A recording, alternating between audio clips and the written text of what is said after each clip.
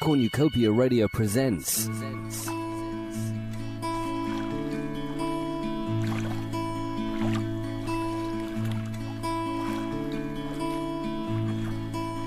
On a bright September morning in 1838, a meeting occurred on the banks of the River Thames between two very different individuals, their destinies soon to become intertwined.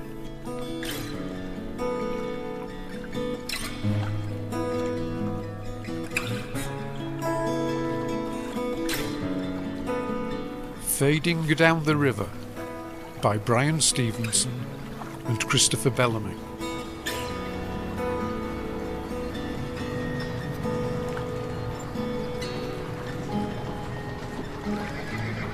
Morning, love. Excuse me. Are you? Yes, Oh, you is. Awake like. indeed. Sorry to get you out this early, but we got to catch the tide, see? You call this early? 7 o'clock, a bit, yeah. Battles have been lost and won by this time in the morning. I wouldn't know nothing about that. See, I'm Tugger, by the way. Leastways, that's what they calls me. Tugger by name, Tugger by nature, as you might say. Might I? From Beatson's. Me and the lads like. I assumed as much. They might look a bit rough and ready, but they're a decent bunch. Mr. Beatson's trained them to treat clients with dignity and respect. Has he now? How is your Mr. Beatson? He's looking forward to meeting you. Now, this name of yours, Yes? well, the lads are having a bit of trouble with it. What sort of trouble? Well, they don't know how to say it. It's French. Parlez-vous, I'm sure. Well, that'll be why. They ain't so good with them foreign names, especially French, if you gets me drift. My ancestor had 2 acute E's. 2 cuties? Acute E's. What are they when they're at home? If I tell you, you must promise not to snigger. I promise. They're French letters. I hope you weren't sniggering, I said I wouldn't. but my immediate ancestor lost them. Round here. No, not round here. So only the lads will look for them if it was. I doubt they would find them. Well, you only has to say the word. No, really, they'd never find them, believe me. Well, if you're sure. I like some to get things right, you know. You see, us Tuggers, we've been working on the river for generations, and I've got the family name to uphold. Of course you have. We're going to get along just fine, me and you. Another family tradition? It'll be a long day and a half if we doesn't. A day and a half? Yeah, before we get to Rotherhithe, Beatson's yard.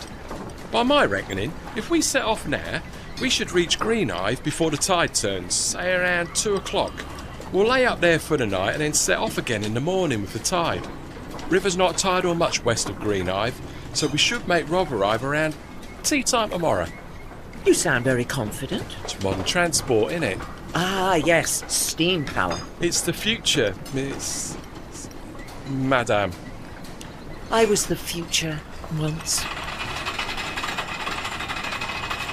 Oh! You alright?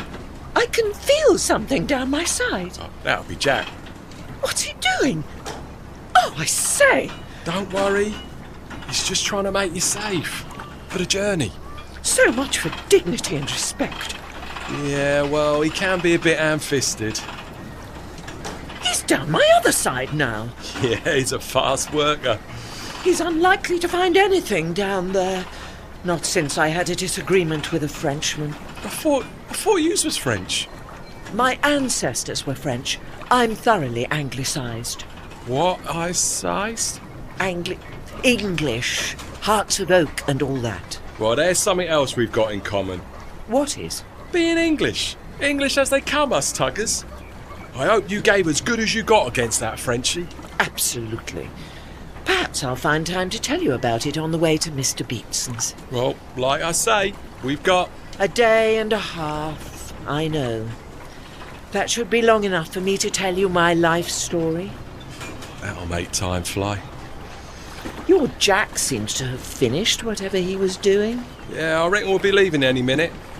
You might feel just a slight tug. A tug? Is that supposed to be a joke? Has been known to get a laugh. Among the denizens of Cheapside, perhaps. And Greenwich. You'll be surprised what tickles the fancy in that neck of the river. Told you we'd be leaving any minute. Brace yourself. How does it feel? It's not the pleasantest experience I've ever had. Have you said your goodbyes? Last night. Right then. Robber Ive, here we come. Full steam ahead, Mr. Tugger. Aye, aye, Mrs. Temeraire.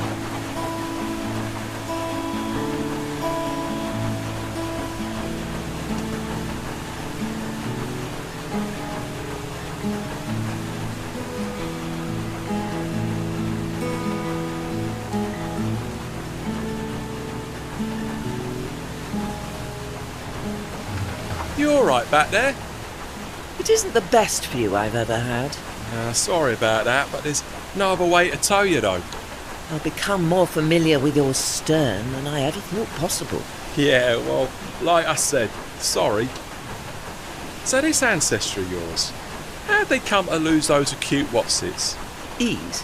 Yeah, them French whatsits. Letters. You can use the term provided you don't snigger.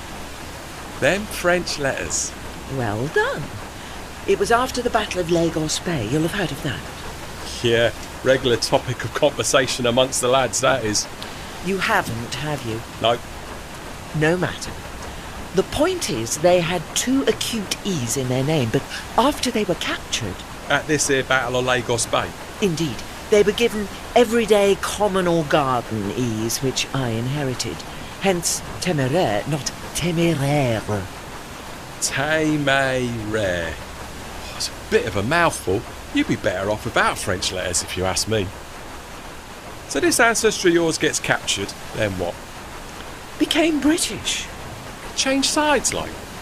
There was no choice in the matter. French ships were superior to ours, so the Navy couldn't have been more pleased to have one with 74 guns, fast, manoeuvrable, not to mention a sleek appearance. Ooh la la. Ooh la la indeed.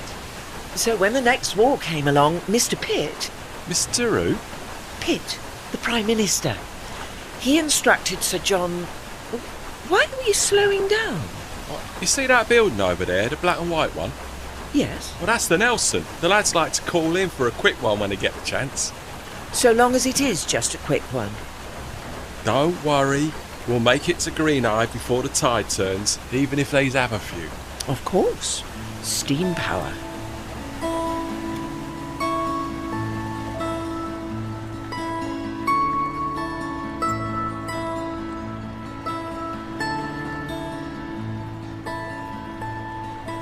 You were going to tell me about this Sir John geezer. You mean Sir John Henslow? I don't know, do I? He was Comptroller of the Navy. Sounds painful. He was a stickler for details. Sounds even worse. He kept a careful eye on everything from start to finish, top to bottom. Mr. Pitt thought him the ideal candidate to design and build a new class of warship. That's why I came into being, and as the first to be built, they named me after my ancestor. Do you know how many trees it took to make me? Can't say as I do. 2,000. Every one a mighty oak. Like you said, arts of oak. Indeed, and Sir John selected everyone. How long do you think the whole process took? 6 months? More? A year? Keep going. Well, I don't know. 2 years. 3. 5. That'll be Jack, letting the lads know it's time they were back from the Nelson. I was finally launched on the 11th of September, 1798. So I'm just a few days short of my 40th birthday. I don't suppose you're going to have much of a party at Mr. Beatson's. Who knows what lies ahead? I never thought Mr. Beatson's would be my last birth, and I'd be tugged there by the likes of me? the future, which I'm rapidly running out of. The lads are back. They weren't there long. Told yous they were only in for a quick one. How very abstemious and obedient. Not at all like my first crew. Yeah, well, you should see them on a Saturday night. I've seen sailors on a Saturday night, believe me. Next stop, Greenhive.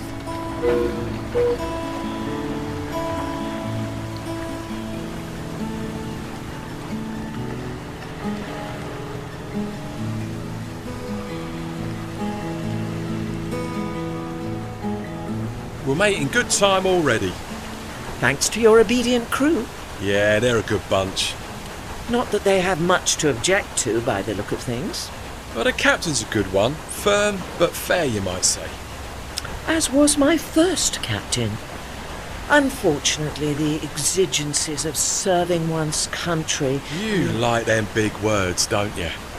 Sorry. Well, it ain't my fault, you see. I've never had no schooling. I don't mean to belittle you. Well, there you go again. Sorry. Don't keep saying you're sorry. Just use words I can understand.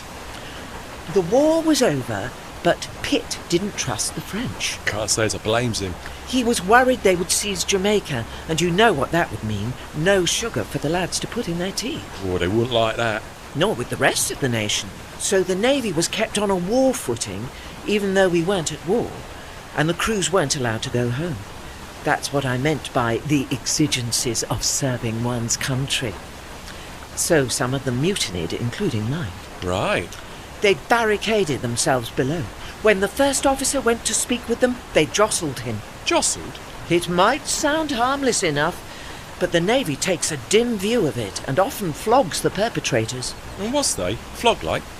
No, the captain thought better of it, even after they broke into the liquor store.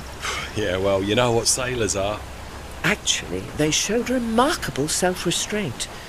Only one of them became drunk and abusive. He was tried, by the mutineers themselves, I might add, and clapped in irons. Then they wrote a polite letter to the captain explaining their grievance. Well, what did he say? He was sympathetic.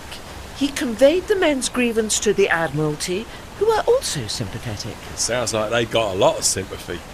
Even from the Times. Get away. But mutiny is mutiny. Of course it is. And can't go unpunished. Of course it can't. And it's a hanging offence. So was they? All lang like? Not all.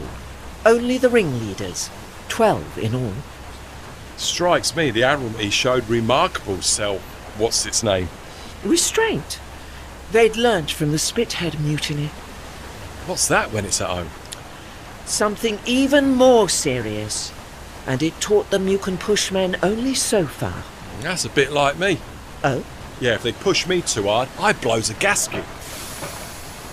I'm starting to feel peckish. Peckish? Yeah, you know, peckish, like I need some coal to keep me going like. It's not a sensation I've ever experienced. Well, I suppose you just needs a bit of wind. Precisely. But if there ain't no wind, you're scuppered. Yes. Whereas me, I just has to call into a coaling station and Bob's your uncle. Speaking of which, there's one just round the bend. I'll let the lads know they need to call in. There, should have got the message. There you go. We'll pull in soon. You must have seen a few things in your time. Why? Because I'm so old? No, because you've been all over. You've hobnobbed with the best of them. Me, I only steams up and down the Thames. I don't get to meet no one special. I don't see no action. It's not all it's cracked up to be. It's there though, innit? At least you've done it. You got it under your belt. Tell us about one. An action? Yeah. Let's think. You've heard of Trafalgar Square? Yes, out west, ain't it? Do you know why it's called Trafalgar Square? Well, he has to call it something. True, but there's usually a reason why a place has a particular name. The Cromwell Road, for instance, named for Oliver Cromwell. So Trafalgar Square, it's called Trafalgar Square because of some geezer called Trafalgar. No, not some geezer, a sea battle. In fact, our greatest sea battle, off Cape Trafalgar, and I was there. Not just me, of course. Vic was also there. Who? I didn't catch that name. Victory. Ain't he something to do with the new Queen? In a way. The new Queen, by whom I assume you mean Her Majesty Queen Victoria, visited him recently in Portsmouth and was outraged by the state he was in. A once mighty warrior reduced to, well, Something like me. I reckon you'd have a soft spot for him. We went through a lot that day. Enough to make you blush. I'm not blushing. You look as if you is. It must be the sun reflected off the water. Of course it is, of course it is. So what did you go through that day? I was about to tell you. Vic led the attack, and I was right behind him. Oh, I bet you was. Do you want to hear this? Yeah. Then stop interrupting. We were soon surrounded by the enemy, who then tried to board us, but our crews were having none of it. Good lads. After some bitter fighting, our lads beat them off, then returned the compliment by boarding them. So it all worked out for the best then? Not quite. Oh, yeah. You lost the what's-its down your starboard side. I lost a lot more than that, as did Vic. But there was something else, something far worse. And it made a deep impression on us. On the whole nation, in fact. What was that then? You know the pub, the Nelson? Yeah. Do you know who Nelson was? He was, some sea captain. Not some sea captain. The admiral of the fleet. And Vic was his flagship. Oh, you really has mixed with the high and mighty. Unfortunately, being high and mighty doesn't protect you from a sniper's bullet. Is that what happened to him? Got shot by a sniper? At the very moment the enemy was boarded, the sniper must have been in the rigging. The bullet entered Nelson's shoulder and passed down through his lung into his spine. Nasty. So he never knew he won the battle? He did, actually. He wasn't killed instantly. He survived just long enough to be told the news. And then his body was thrown overboard? No, it was pickled and brought back to England. They should build a statue after him and stick it in that there Trafalgar Square. It would be a fitting monument. I see we're pulling in again. Green Hive, ain't it? Tide's turning and we're halfway there. We've made good time, and you'll get a well-earned rest. I could do with one. I don't know, Miss T. I seems to be feeling it a bit lately. Come now, you're a spring chicken. The future, remember? Right now, as I feel more like one that's had its neck wrung. Let's not extend the metaphor too far. If that means stop complaining... Not at all. They were words of encouragement. You're doing an excellent job and in the prime of life. Yeah, right.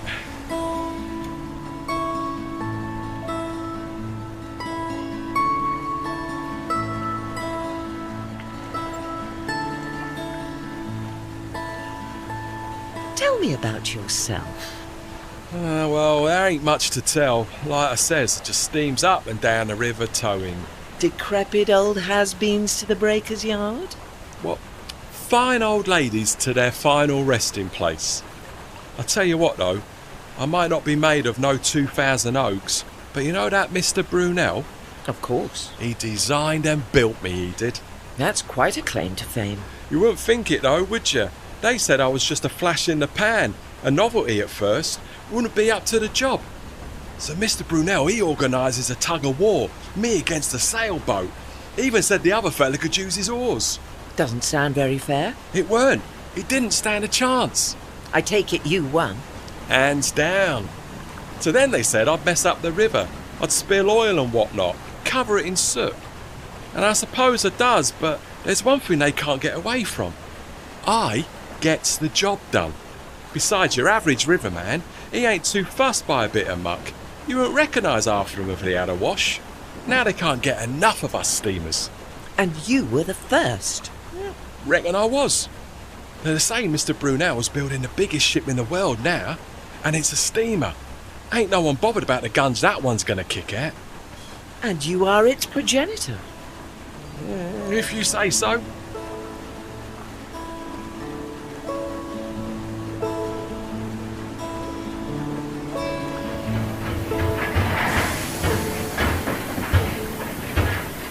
You sound a bit the worse for wear, Tugger.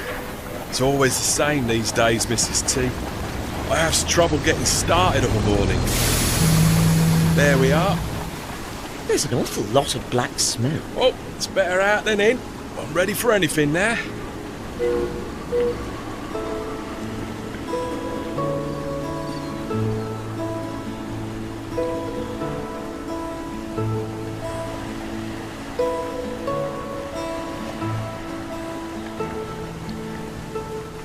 So, yous was a national hero.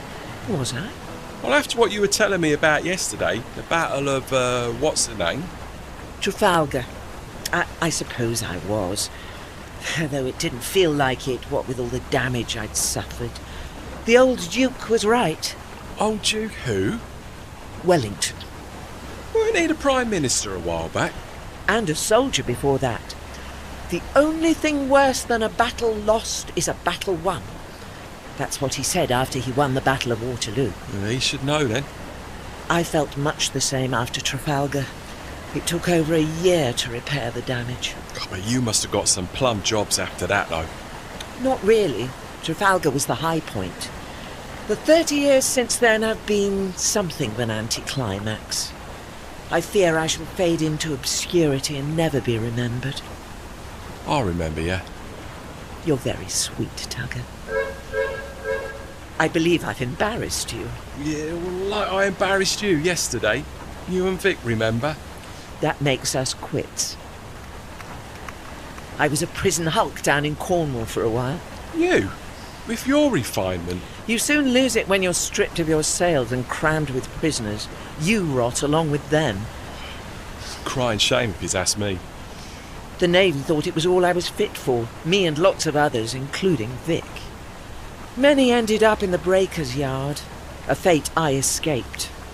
Until now. It's a crying shame, all right. It didn't work out too badly in the end. A few years ago I was brought back here and made guardship of the Ordinary and Captain Superintendent ship of the Fleet Reserve in the Medway. What the hell is that? It meant I was moored off Sheerness and given a couple of my guns back to scare the gulls off. Oh, that was you. It was. It put the wind up the lads a few times, that did. They thought they was at war.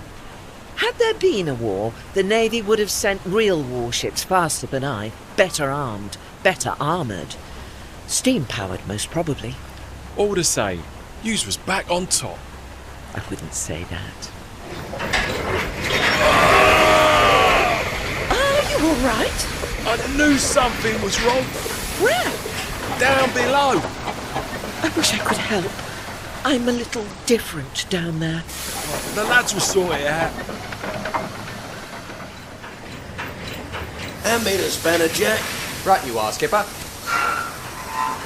Nah, it's no good. It won't budge. Let's try the lump hammer. It's not gonna work. We're starting to drift. Well, at this rate, we'll be back in Sheerness before we know where we are. What about, Tamara? Who? That ship we're tugging. Temeraire. What about her? Ain't she still got one of her sails? So? She could pull us. All the way to Rotherhithe? We'd be a laughing stock at Beatson's. No, just as far as Brunel's yard, Skip.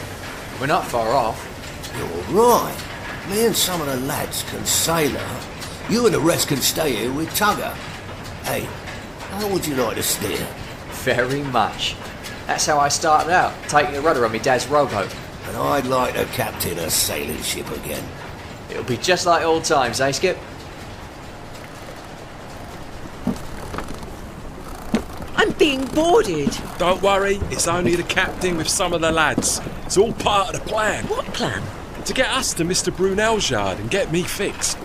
I hope they know what they're doing. Captain's an old hand. He started on sailboats. We'll soon be at Mr. Brunel's. I wonder if he'll remember me.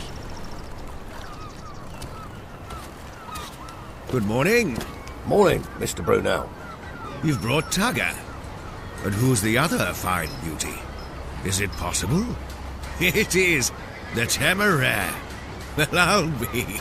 We're taking her to Beatson's. The Fighting Temeraire. Looks more like she's taking you. What's the problem? Crankshaft. It always is with Tugger. Design fault, I'm afraid. Soon have it fixed. There you are, Captain. Good as new. How much do I owe you? Oh, nothing. Eh?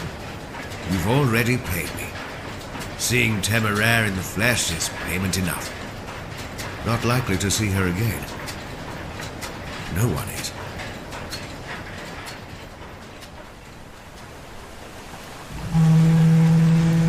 Thanks for helping me out back there, Miss T. It was the least I could do.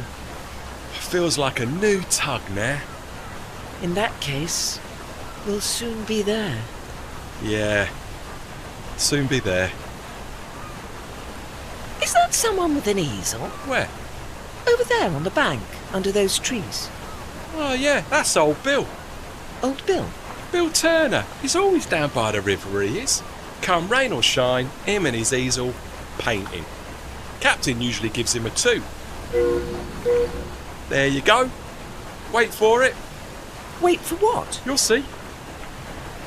He's doffed his hat. Always does. What does he paint? I don't know. Ships, I expect. You don't suppose he'll paint me? You're a ship. I was a ship, not anymore. Look at the state of me. I don't want to be painted like this. Relax, Miss T. There's no saying he's painting you. He might be painting that clipper or that trawler. Let's hope so. I don't want to be portrayed in my present condition.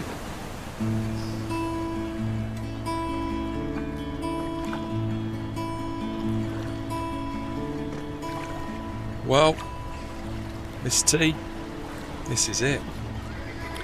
Yes, Tugger, it is. Beatson's yard. That's Mr. Beatson, the tall, thin one. He has an air of authority about him.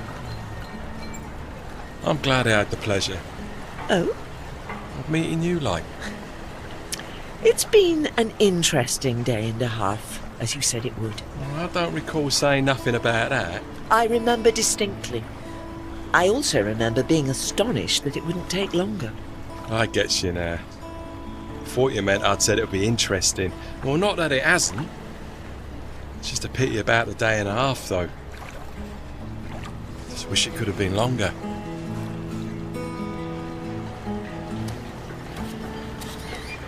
Here she is, Mr. Beatson, the Temeraire. What kept you? Crankshaft again. Had to call into Brunel's to get it fixed. How much for that, Sussback?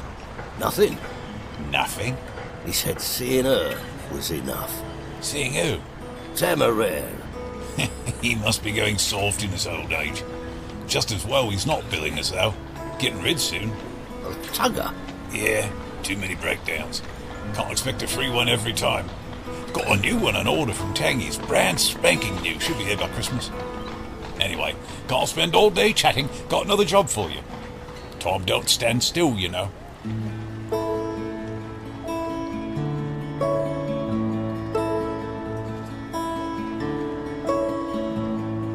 Now the sunset breezes shiver, Temeraire, Temeraire. And she's fading down the river, Temeraire, Temeraire. Now the sunset breezes shiver, Temeraire, Temeraire. And she's fading down the river, Temeraire, Temeraire. But in England's song forever, she's the fighting Temeraire.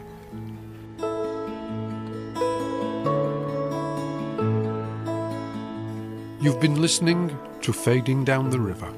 It was written and directed by Brian Stevenson and Christopher Bellamy. The production and editing was by Peter Beeston. This work starred Jasmine Warwick as Temeraire and Andy Rushworth as Tugger. It also featured the additional voices of Mel Shiner as the captain, Justin Mayer as Jack, Lucas Webley as Brunel, Jerry Cockitch as Beatson, and Christopher Bellamy as the narrator.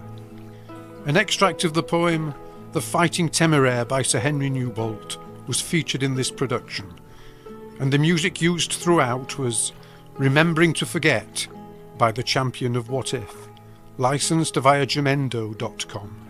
This work is released under a Creative Commons agreement. For more information and access to even more amazing audio drama productions, visit us online at cornucopia-radio.co.uk.